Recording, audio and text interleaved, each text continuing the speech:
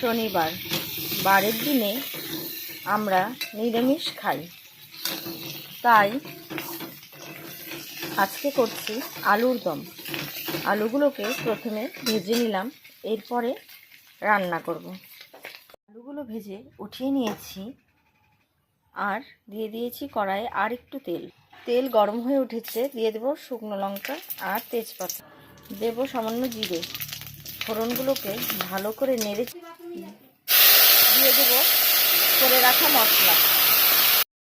মশলার মধ্যে ছিল আদা আর কাঁচা লঙ্কা। আর এখন দিয়ে দেব সামান্য জিরের গুঁড়ো,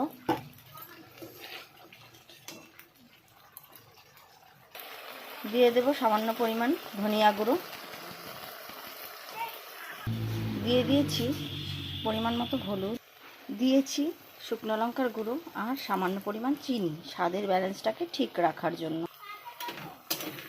ভালো করে এখন সবগুলো মশলাকে মিশিয়ে কষাবো যতক্ষণ পর্যন্ত না মশলার কাঁচা গন্ধ চলে যাচ্ছে আর মশলা থেকে তেল ছেড়ে আসছে। দেব কিছুটা টমেটো কুচি, একসাথেই এখন সবগুলো মশলাকে কষাবো। দেখো বন্ধুরা, মশলাটা কিন্তু বেশ সুন্দর কষানো হয়ে গেছে আর দেখো তেল ছেড়ে এসেছে। আর এখানে আমি এই যে বাদাম পেস্ট করে রেখেছি, দিয়ে দেব বাদাম বাটাটা। এখন সবগুলো মশলাকে ভালো করে মিশিয়ে আবার একটু কষিয়ে নেব। এভাবে একবার নিরামিষ আলুর দম বানিয়ে খেয়ে দেখো, ভীষণই সুস্বাদু হয় খেতে। দেখো বন্ধুরা, কত সুন্দর তেল ভেসে উঠেছে, তার মানে আমার এই মশলাটা কষানো হয়ে গেছে। এখন ভেজে রাখা আলুগুলো এর মধ্যে দিয়ে দেব, দিয়ে আর একটু আমি কষিয়ে নেব। কে কে আমার মতো এইভাবে বানাও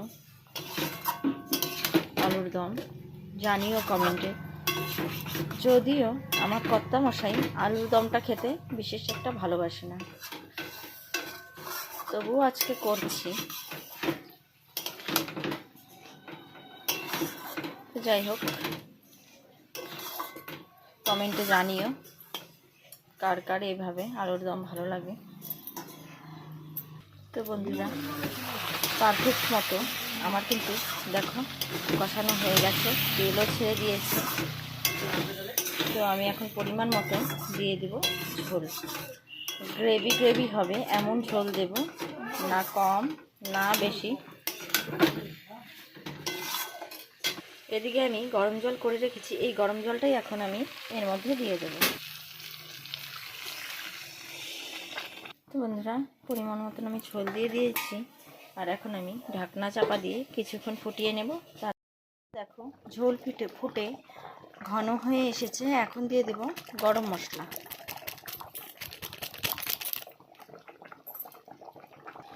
আর দেব সামান্য পরিমাণ ঘি।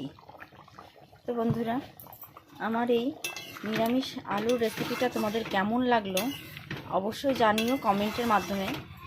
এই আলুর দম কিন্তু ভাতের সাথে না, শুধু রুটি পরোটার সাথেও ভীষণ ভালো লাগে, সুস্বাদু হয় খেতে।